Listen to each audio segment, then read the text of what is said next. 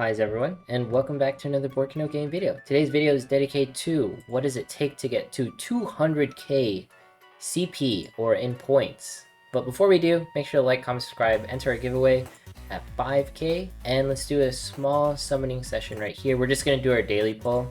That's literally all we're gonna do. I'm not gonna summon on the Little Mermaid banner because it's not really going to benefit me whatsoever.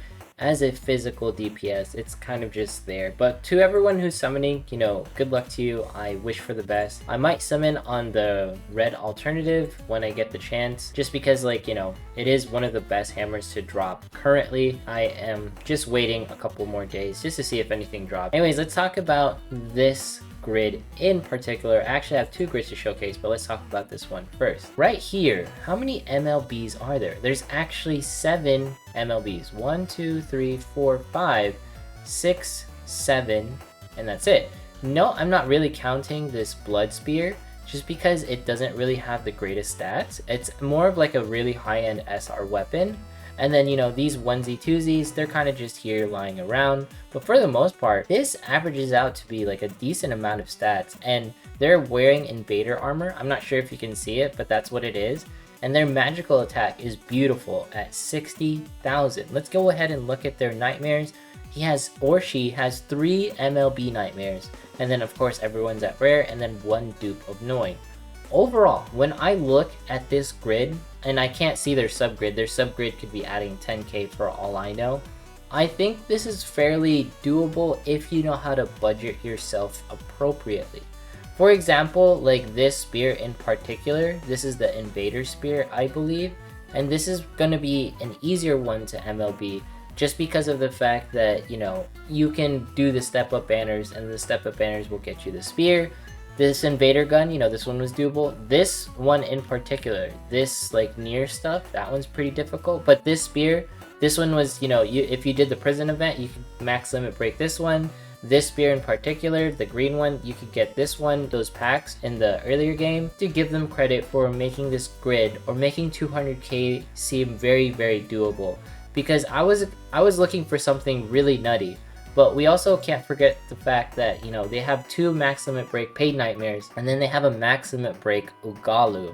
I think they, just got lucky on the Ugalu summons. It might have been because one of these banners, the spear banners in particular, had Ugalu for raid up. So that's pretty interesting of itself. Alright, let's jump into, you already saw it, the other person's grid. Now this is Sovereign from 12. This is his grid. And I have to say, it's pretty impressive, and this is what I thought what a 200k CP grid would look like. If you're wondering, there's roughly, I believe, 14 or 13 MLBs here. 1, 2, 3, 4, 5, 6, 7, 8, 9, 10, 11, 12, 13, 14. And we're not even counting, this, 3 right here and this 1 right here. I have to say, this is what the kind of grid I was expecting. And this looks more in line of what a 200k CPer would look like, or pointer would look like. Honestly, this is a very, very intimidating grid, and I'm very impressed. There's 63,000 magical attack. I think this hammer is just here for, the DC2 support. But for the most part, I think it rounds out everything. The amount of damage that they're going to deal with that hammer, if it has call skill, is still going to be insane because it's 48,000 physical attack. But 63,000 magical attack, that's just absolutely nutty. The physical defense, 45,000. Earlier, they're pretty much at the same, which is interesting as well. 48,000 physical defense, 46,000 magical defense. So, it's fairly interesting to compare these two grids for the most part. And I have to say, I like the diversity just because, there is some things in SINoALICE where hitting above 200k seems mysterious. What does it take? This seems realistic. I'm curious to see what their subgrid looks like. I didn't ask for it personally. I'm pretty sure they would send it to me if I requested it. But for the most part, I'm assuming there is going to be some max limit breaks in the subgrid as well. This alone, 7 MLB weapons with the onesie twosies here and there.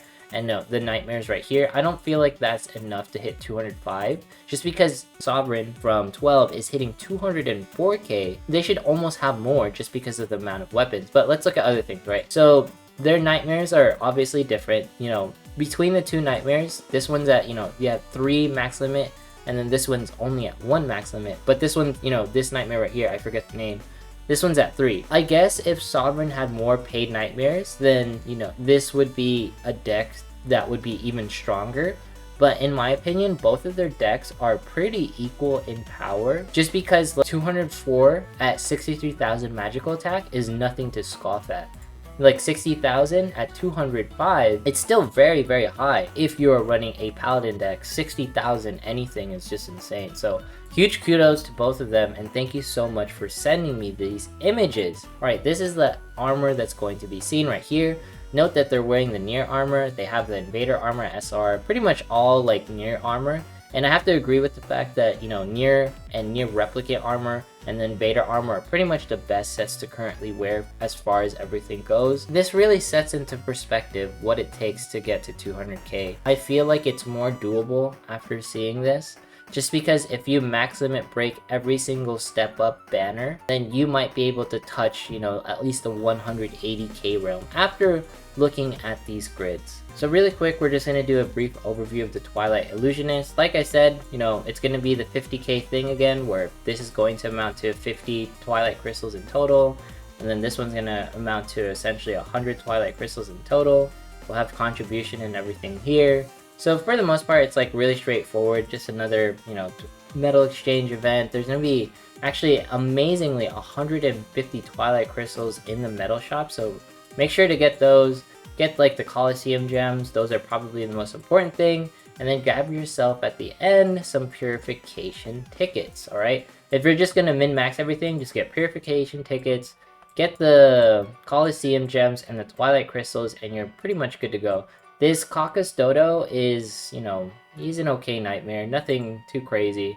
If you want to get him, feel free to get him, but, you know, he's not really going to do much for you, in my opinion, in my humble opinion. But that's pretty much all the things going on. Oh, make sure to get this, you know, Arcana right here. This is actually pretty cool that we're getting it. This is actually a free class that you get within the story. So the fact that they're giving us this Arcana, they're starting to trickle in these Arcanas, that one's pretty worth it in my opinion as well. But overall, good luck on all of your pulls. You know, if you're pulling for Little Mermaid, good luck, good luck. That's it for today's video. I hope you got some inspiration for breaking 200k.